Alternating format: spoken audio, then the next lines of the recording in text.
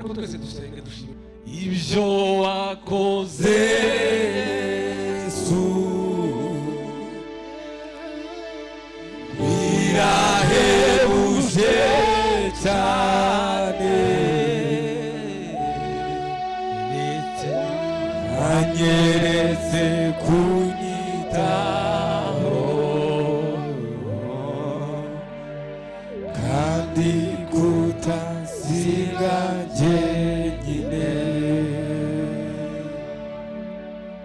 Reka nsabe pasiteri w'umushitsi wateraniye iwacu natambuke hano imbere tumuhe mikrofone atuyobore mu isengesho. Uri Imana ya Abrahamu na Isaka, uri Imana yitwa n'abahanuzi, uri Imana yacu n'imiryango yacu, uri Imana yacu n'abana bacu, uri Imana yacu n'igihugu cyacu. Mana uyu mwanya turagushimiye, urabona ubwoko bunini bwinshi iwacu uteraniye ahangaha, n'abagabo n'abagore n'abahungu n'abakobwa n'abakozi n'abakristo, baravuze ngo tuguzane ishimwe imbere y'amaso yawe, kandi Bibiliya irabihamya, iravuga ngo mu bibaho byose tuzatugushimira. Rero turagushimiye Mana ku mirimo yawe waraye udukoreye mu minembwe, twasaga n'abamaze kwiheba ngaho dusitse intege, nta wundi bari kubidukorera no kubidufashamo usibye wewe Mana yaduhaye uriya mugabane. Haleluya, ni umugabane waduhaye, naho dukwiriye kugukorera imirimo tukiri mu isi, naho tuzokwambariza. Mana wagize neza kuba abanyaminembwe bariho babyutse neza, babonye umunyu n'amasabune ntibyari bisanzwe, za doroni zikashira, mbega abantu bakava mu minembwe bakaja ku ndondo. Mana wakwinguye inzira yacu, twagushimiye Mana, twongeye kukuzamurira amaboko y'ishimwe n'icyubahiro, ayuhaye ubona, ukuhaye wumva n'ishimwe. Turavuga bukeya ariko byinshi biri mu mitima yacu, ugize neza kukuryakira kandi natwe ukabitwemerera. Ni mu izina ryawe Yesu Kristo tubisenze, amen. Amen. Hallelujah.